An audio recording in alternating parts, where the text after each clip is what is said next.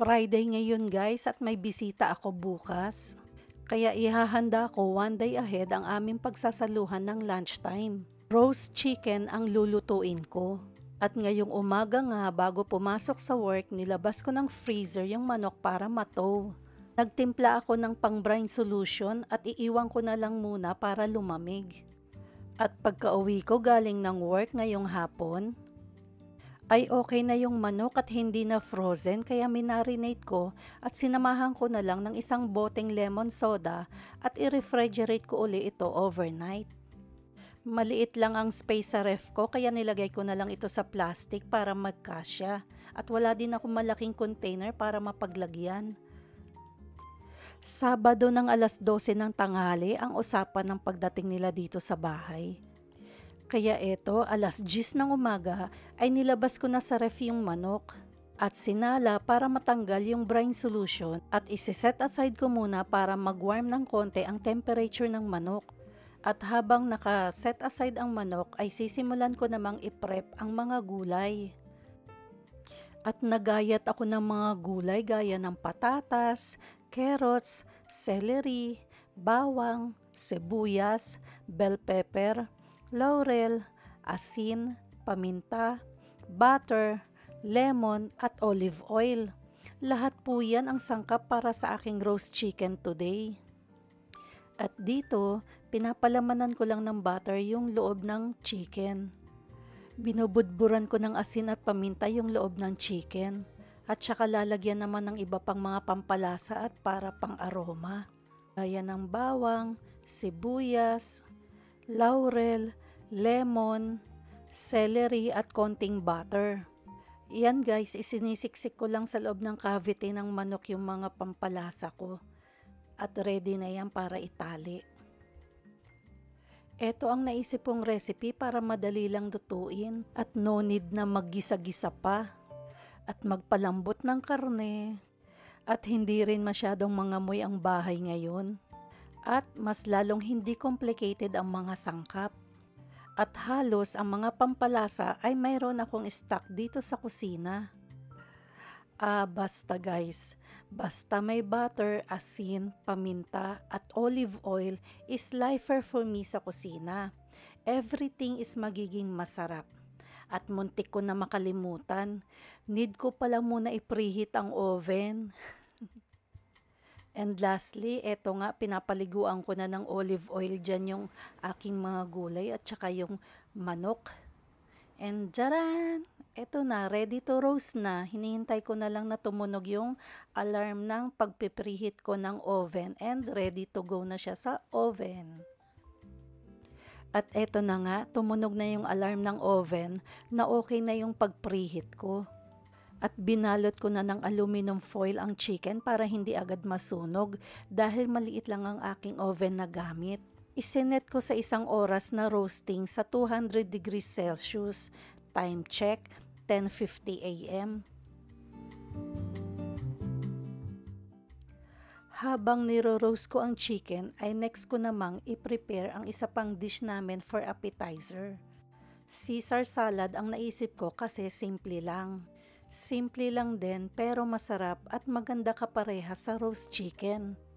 Gumawa ako ng sariling dressing. At nung nakagawa ako ay isineset aside ko muna ito sa loob ng ref para fresh pa ang lettuce bago kainin. Hindi ko na ni-record at pagkagawa ko ay nakatanggap na ako ng text na parating na pala mga kaibigan ko. Basta pinaghalo-halo ko lang yung mga sangkap gaya ng egg yolk, anchovies, garlic, salt, pepper, lemon juice, olive oil at parmesan cheese. And yes, dahil nga kami ay nasa Japan time kami at hindi nahuhuli sa oras, always on time. And yes, by 12 p.m. ay dumating na po ang aking dalawa sa medyo madaming long time friendship for about more than 20 years. Suntok sa buwan lang na kami ay magkita at sila ang nag-effort na dito na lang sa bahay ang tambayan ngayon kaya na-happy ako.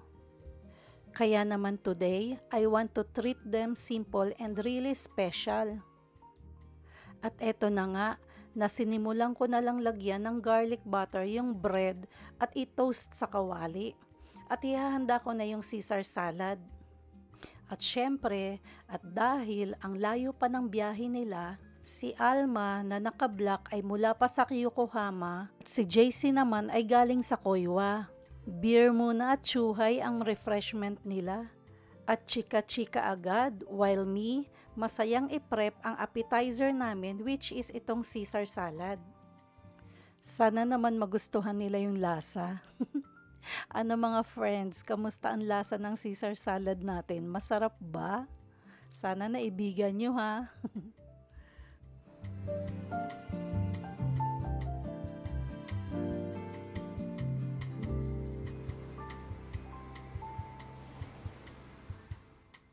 Yung roast chicken naman namin ay may 10 minutes pa bago mag-isang oras.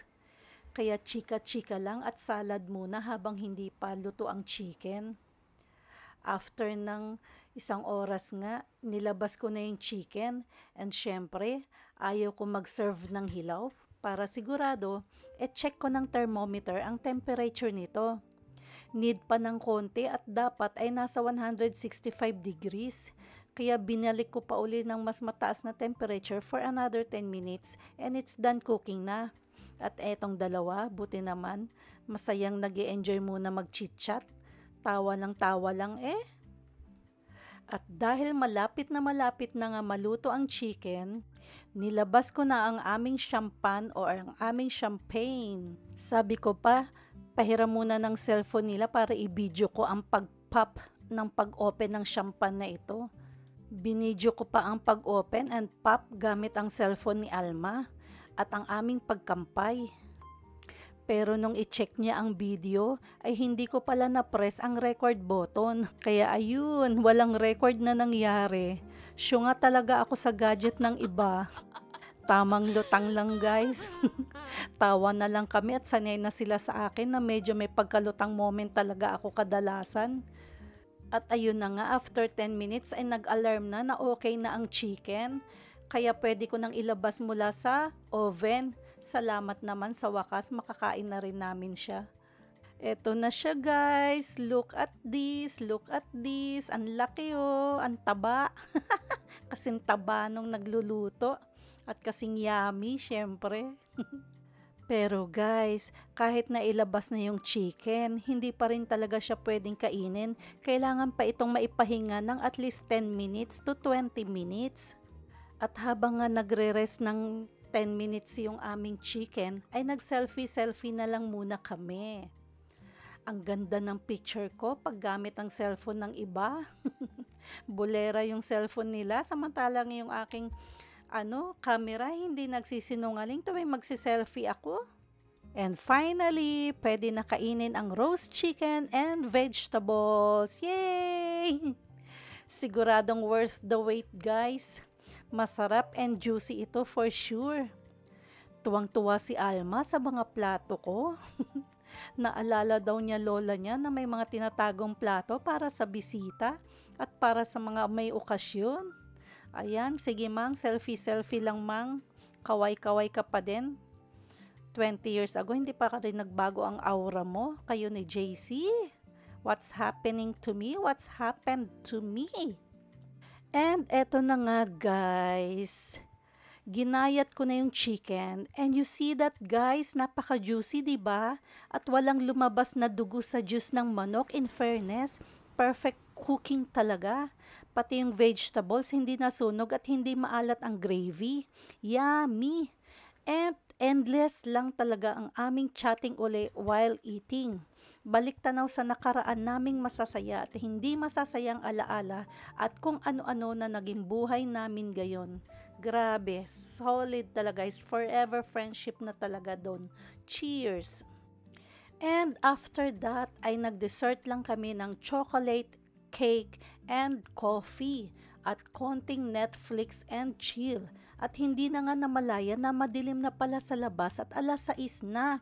It's time to say goodbye for now na pala mga friendship. Sayonara na din po sa lahat ng mga nakapanood nitong video. Matane or till my next video. Thanks for watching guys. Sayonara. Matane.